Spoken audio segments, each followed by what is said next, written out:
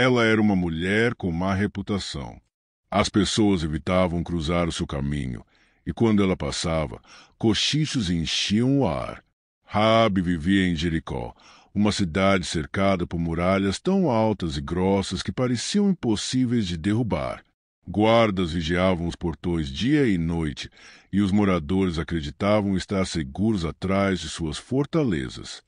Mas o que ninguém poderia imaginar é que aquela mulher desprezada, aquela prostituta cananeia, se tornaria uma das mulheres mais importantes da história sagrada e que o seu nome seria lembrado por gerações. A história de Raabe não é apenas sobre uma cidade conquistada ou sobre espiões enviados para observar o inimigo. É uma história de fé, coragem da graça transformadora de Deus, capaz de mudar até as vidas mais improváveis. Jericó era uma cidade rica, repleta de luxo, mas também mergulhada em idolatria. O povo confiava em deuses de pedra e madeira, acreditando que esses ídolos os protegeriam.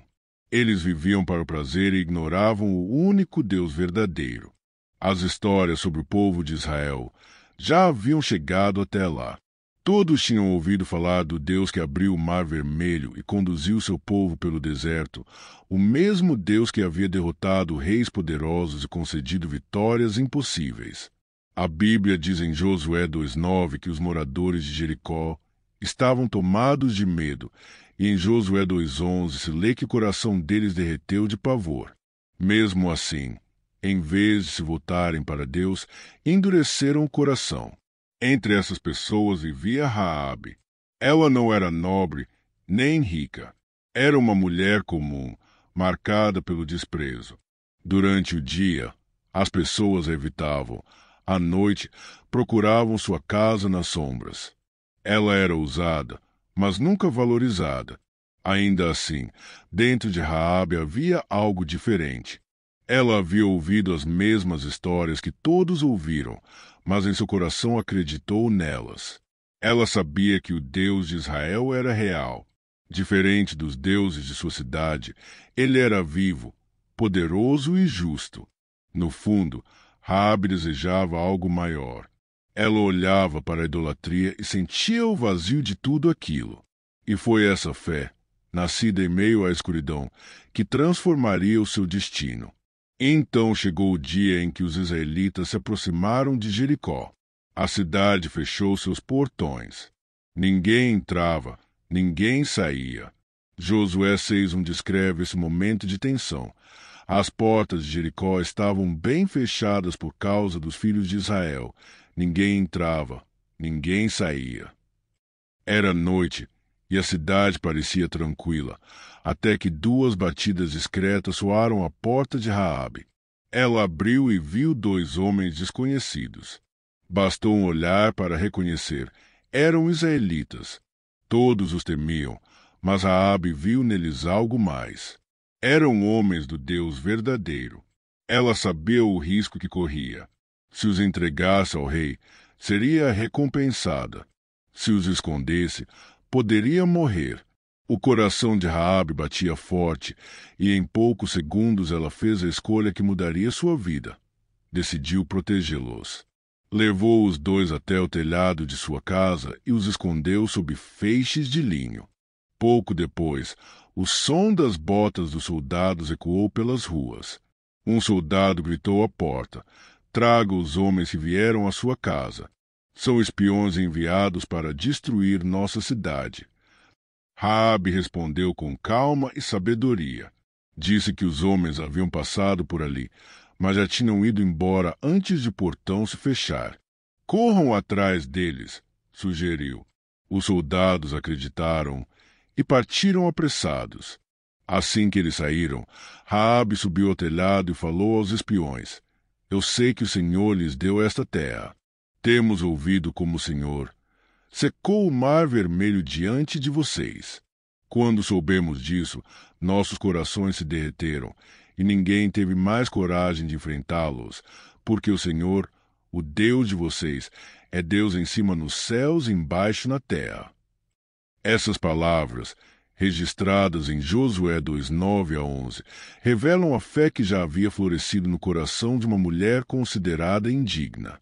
Ela acreditou antes de ver, confiou antes que houvesse qualquer garantia. E foi essa fé que a salvou.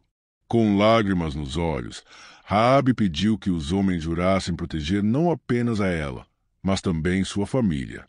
Em Josué 2:12-13, ela implorou: peço que jurem pelo Senhor que serão bondosos com a casa de meu pai e que livrarão da morte a minha família.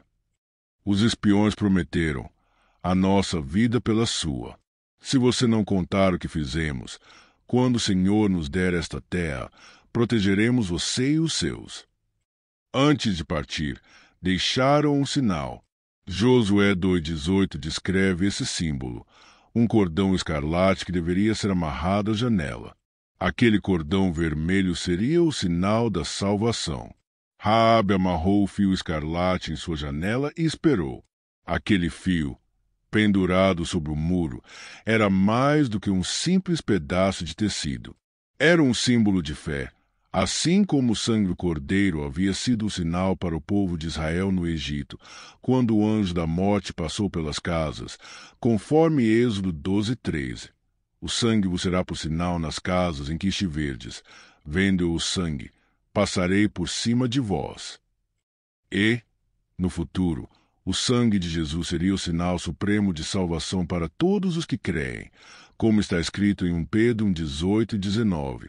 Fostes resgatados pelo precioso sangue de Cristo, como de um cordeiro sem defeito e sem mácula. Os espiões desceram pela janela, desapareceram na noite e voltaram para o acampamento israelita. Raabe ficou sozinha, olhando o cordão balançando ao vento, esperando que a promessa se cumprisse. Dias se passaram, e então o exército de Israel começou a marchar ao redor de Jericó. Uma vez por dia, por 6 dias seguidos, eles contornavam as muralhas em silêncio. Ninguém entendia o que estava acontecendo. Por que não atacavam? Que tipo de estratégia era aquela? Dentro da cidade, o medo crescia. Mas em uma casa, marcada por um fio vermelho, uma mulher observava com esperança. No 7º dia, tudo mudou. Os israelitas marcharam ao redor da cidade 7 vezes. Então, conforme Josué 6:4, as trombetas soaram, e o povo gritou com toda a força. A terra tremeu, as muralhas se partiram e, em um instante, a fortaleza que parecia invencível desmoronou. As pedras caíram, a poeira subiu, o som ecoou como um trovão. O povo de Jericó gritava em desespero, vendo a cidade ruir diante dos seus olhos. Mas, entre os escombros, uma casa permaneceu de pé, a casa de Raabe. No meio do caos, 2 homens correram entre os destroços. Eram os mesmos espiões.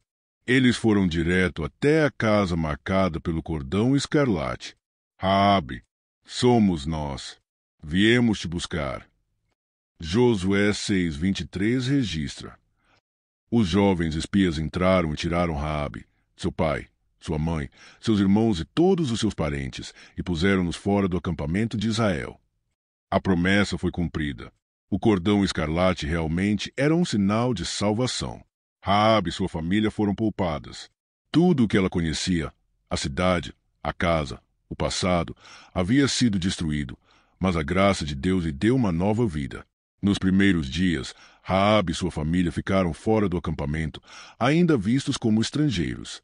Alguns israelitas murmuravam: ela é de Jericó, podemos confiar nela. Mas Raabe não deixou que as críticas a desanimassem.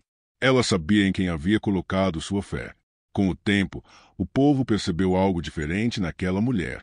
Ela não era apenas Raabe, a prostituta. Ela era Raabe, a mulher de fé. Tiago 2:25 recorda isso dizendo: de igual modo, não foi também Raabe justificada pelas obras, quando acolheu os espias e os fez partir por outro caminho. Com o tempo, Raabe foi totalmente aceita entre o povo de Deus. E então algo surpreendente aconteceu. Um homem chamado Salmão, príncipe da tribo de Judá, viu nela não o seu passado, mas a sua fé. Ele se apaixonou por Raabe, e os dois se casaram. Daquela união nasceu um filho chamado Boaz. Sim, o mesmo Boaz que mais tarde se casaria com Rute, outra mulher estrangeira transformada pela fé. E assim, a linhagem de Raabe se tornou parte da história do próprio Messias. Mateus 1,5 diz: Salmão gerou de Raabe a Boaz, Boaz gerou de Rute a Obed, Obed gerou a Jessé. E Mateus 1,16 completa: Jacó gerou a José, marido de Maria, da qual nasceu Jesus, que se chama o Cristo. Raabe, a mulher rejeitada, tornou-se parte da genealogia de Jesus. De prostituta ancestral do Salvador, ela foi completamente transformada pela graça de Deus. A sua história mostra que não há passado tão manchado que Deus não possa redimir, nem vida tão distante que ele não possa alcançar. Hebreus 11:31 declara: Pela fé, Raabe, a prostituta, não foi destruída com os desobedientes, porque acolheu em paz os espias. O que a definiu não foi seu pecado, mas a sua fé. A história de Raabe é um lembrete de que Deus não escolhe como o mundo escolhe. Em 1 Coríntios 1:27 está escrito: Deus escolheu as coisas loucas deste mundo para confundir as sábias, e as fracas para confundir as fortes. Raabe não era profetisa, não era rainha, não era perfeita, mas Deus a escolheu. E se ele pôde usar uma mulher com um passado tão marcado, o que ele pode fazer com a sua vida? Talvez você também já tenha se sentido indigno, esquecido ou distante de Deus. Talvez ache que seu passado te desqualifica. Mas o mesmo Deus que reescreveu a história de Raabe pode reescrever a sua. Ele não vê o que você foi, ele vê o que você pode se tornar. O fio escarlate na janela de Raabe apontava para um futuro de redenção. E hoje, o sangue de Cristo é o seu fio de esperança. Não importa onde você esteve nem o que já fez. Se você confiar em Deus, ele pode transformar completamente o seu caminho. A fé de Raabe mudou o curso da história, e a sua fé também pode mudar o seu futuro. A história de Raabe é uma prova viva de que a graça de Deus alcança os improváveis, restaura os quebrados e transforma o impossível em testemunho. Que a sua vida, assim como a dela, se torne um reflexo da fidelidade de Deus. E que o mesmo fio escarlate que marcou a salvação de Raabe seja, para você, o lembrete de que a misericórdia de Deus ainda está ao alcance de todos os que creem.